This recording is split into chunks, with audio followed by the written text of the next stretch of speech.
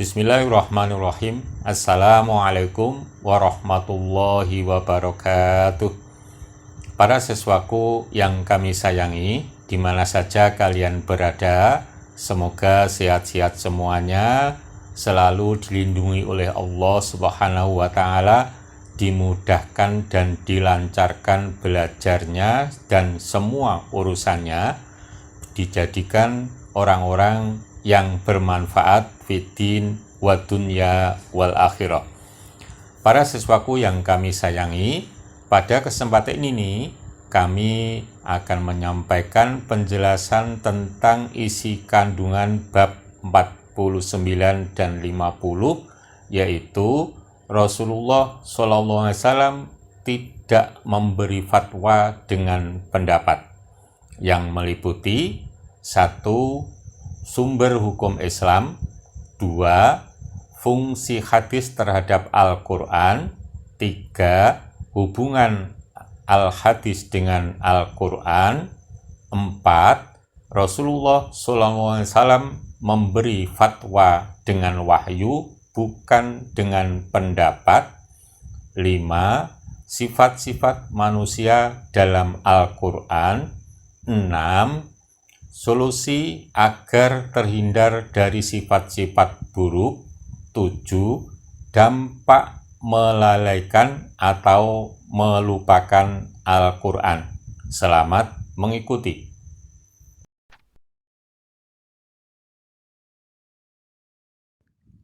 Sumber hukum Islam. 1. Al-Quran. Al-Quran adalah kalam Allah yang diwahyukan kepada Nabi Muhammad SAW. Tulisannya berbahasa Arab dengan perantaraan malaikat Jibril, dan membacanya adalah ibadah. 2. Al-Hadis. Al-Hadis adalah sabda, perbuatan, persetujuan, dan kehendak Rasulullah Muhammad SAW. 3. Ijma'. Ijma' adalah kesepakatan para mujtahid dari umat Muhammad SAW setelah wafatnya beliau pada suatu masa mengenai hukum syar'i. 4. Qiyas.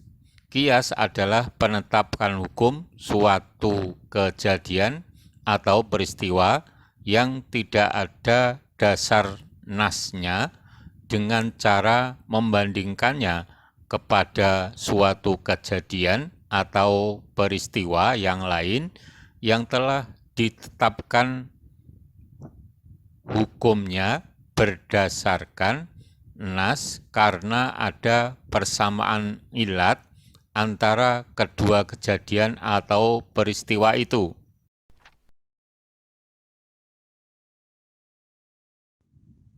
Fungsi Al-Hadis terhadap Al-Quran. 1.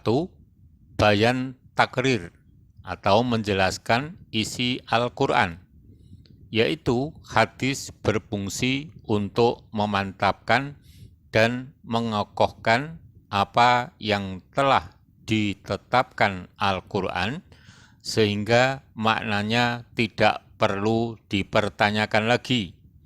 Contoh, Al-Maidah ayat 6. Ya ayyuhalladzina amanu idza kuntum ilas sholati fahsilu wujuhakum wa itiyakum ilal marafiq wamsahu biru'usikum wa arjulakum ilal ka'bain. Hai orang-orang yang beriman, apabila kamu hendak mengerjakan sholat, maka basuhlah mukamu dan tanganmu sampai dengan siku, dan sapulah kepalamu dan basuh kakimu sampai dengan kedua mata kaki. Rasulullah SAW menjelaskan ayat tersebut, La tuqbalu sholatu ahadikum idza ahdatha hatta yatawaddo. Tidak diterima sholat seseorang di antara kalian yang berhadas sampai ia berwudu, hadis riwayat Muslim.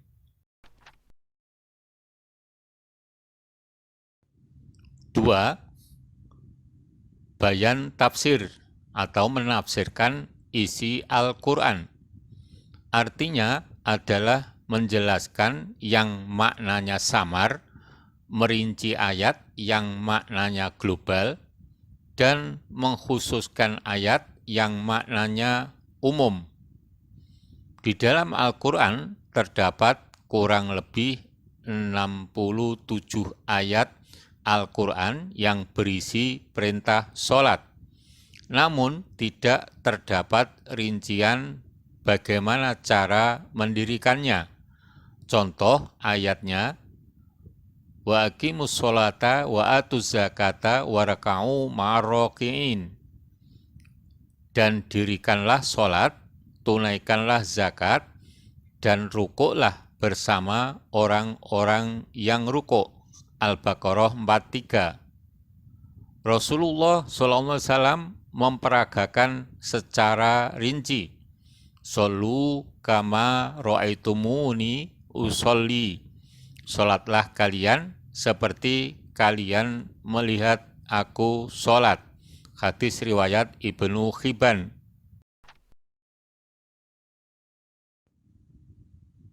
3. Takhsis al-am atau mengkhususkan yang bermakna umum. Artinya adalah mengkhususkan atau mengecualikan ayat yang bermakna umum. Contoh surat Al-Maidah ayat 3. Hurrimat alaikumul maitatu waddam. Diharamkan bagimu memakan bangkai darah.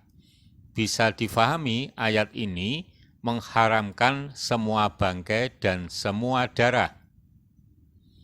Rasulullah SAW mengecualikan darah dan bangkai tertentu.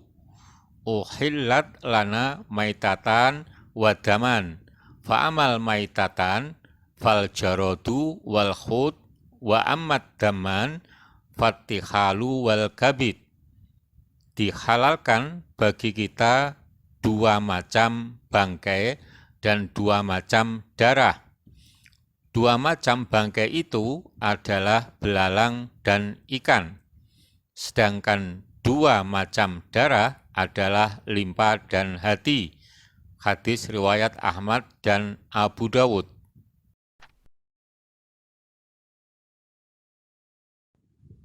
4. Bayan tabdila.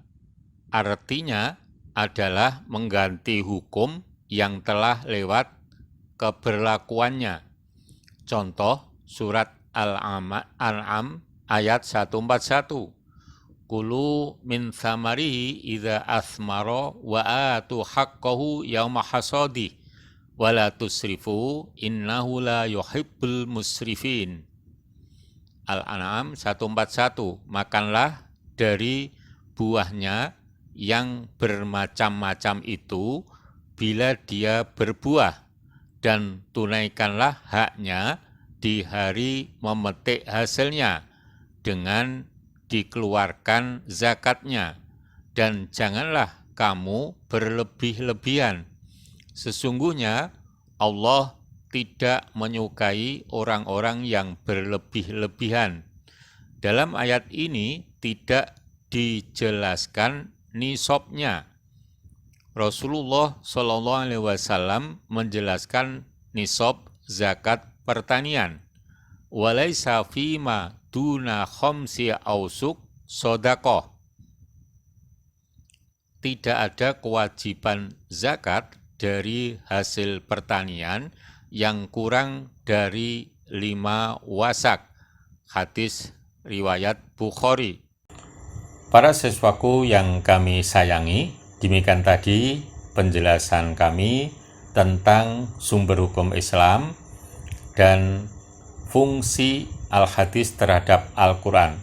Selanjutnya, kami sampaikan penjelasan tentang hubungan al-hadis dengan Al-Quran, kemudian dilanjutkan dengan Rasulullah SAW memberi fatwa dengan wahyu, bukan dengan pendapat. Selamat mengikuti.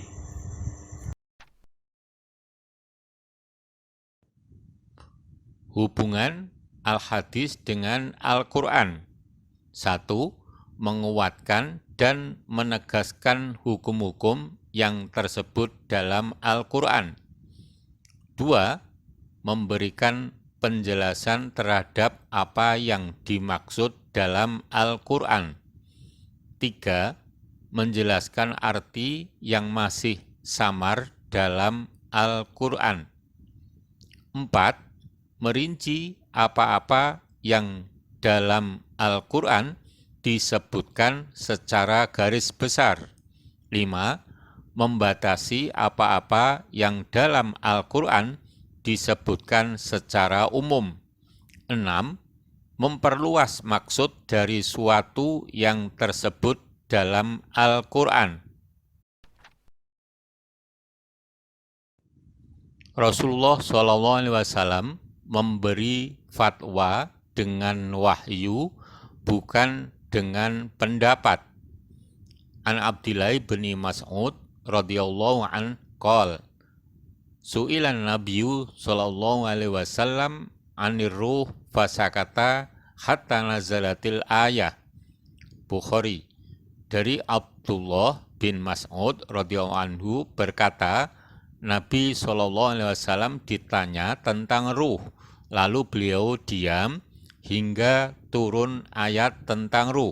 Hadis riwayat Bukhari. Innallaha la yakbidul ilma intiza'an yantazi'u minal ibad, walakin yakbidul ilma biqabdil ulama, hatta idza lam yabqa aliman ittakhadhan nasu ru'usan juhalan fasu'ilu fa'aftau bi ghairi ilmin fadhallu wa adhallu. Sesungguhnya Allah tidak mencabut ilmu sama sekali dengan mencabutnya dari hamba. Akan tetapi Allah mencabut ilmu dengan cara mewafatkan para ulama, hingga bila sudah tidak tersisa seorang ulama, maka orang-orang akan mengangkat pemimpin dari orang-orang yang tidak tahu agama. Kemudian mereka menjadi tempat bertanya, lantas mereka pun berfatwa tanpa mengetahui dasar-dasar agama. Maka mereka itu menjadi sesat dan menyesatkan. Hadis riwayat Bukhari. Para siswaku yang kami cintai, demikian tadi penjelasan tentang hubungan Al-Hadis dengan Al-Quran, dan Rasulullah SAW memberi fatwa dengan wahyu, bukan dengan pendapat. Selanjutnya kami sampaikan penjelasan tentang sifat-sifat manusia dalam Al-Quran dan solusi agar keluar dari sifat-sifat buruk tersebut. Selamat mengikuti. Di antara sifat buruk manusia dalam Al-Quran: 1. Manusia itu lemah. 2. Manusia itu mudah terperdaya. 3. Manusia itu penakut. 4. Manusia itu suka melalaikan. 5. Manusia itu bersedih hati. 6. Manusia itu tergesa-gesa. 7. Manusia itu suka membantah. 8. Manusia itu suka berlebih-lebihan. 9. Manusia itu mudah lupa. 10. Manusia itu suka berkeluh kesah. 11. Manusia itu terbiasa kikir. 12. Manusia itu suka kufur nikmah. 13. Manusia itu zalim dan bodoh. 14. Manusia itu suka menuruti prasangkanya. 15. Manusia itu suka berangan-angan. Solusi agar keluar dari sifat-sifat buruk. 1. Tetap berpegang teguh kepada tali agama dan petunjuk-petunjuk dari Allah. 2. Tetap berada dalam ketaatan sesulit apapun situasi yang melanda. 3. Menjaga keimanan dengan baik. 4. Menjaga keutuhan berjamaah. Para siswaku yang kami cintai, demikian tadi penjelasan tentang sifat-sifat manusia dalam Al-Quran dan solusi agar terhindar dari sifat-sifat buruk tersebut. Selanjutnya, kami sampaikan tentang dampak melalaikan atau melupakan Al-Quran. Selamat mengikuti. Di antara dampak dari melupakan Al-Quran. 1. Menjadi sesat untuk selamanya. 2. Kesempitan dan kesesakan dada. 3. Memperoleh kehidupan yang sempit. 4. Hatinya buta, tidak mendapat hidayah. 5. Hatinya lebih keras daripada batu. 6. Menjadi orang-orang yang sangat zalim. 7. Menjadi teman setan yang setia kepadanya. 8. Menjadi orang yang melupakan dirinya sendiri. 9. Menjadi orang fasik atau pelaku dosa besar. 10. Benar-benar menjadi orang munafik. Para siswaku yang kami sayangi, demikian tadi yang bisa kami sampaikan penjelasan tentang isi kandungan hadis bab 49-50, yaitu Rasulullah SAW memberi fatwa tidak dengan pendapat. Semoga bermanfaat. Billahi taufik wal hidayah. Assalamualaikum warahmatullahi wabarakatuh.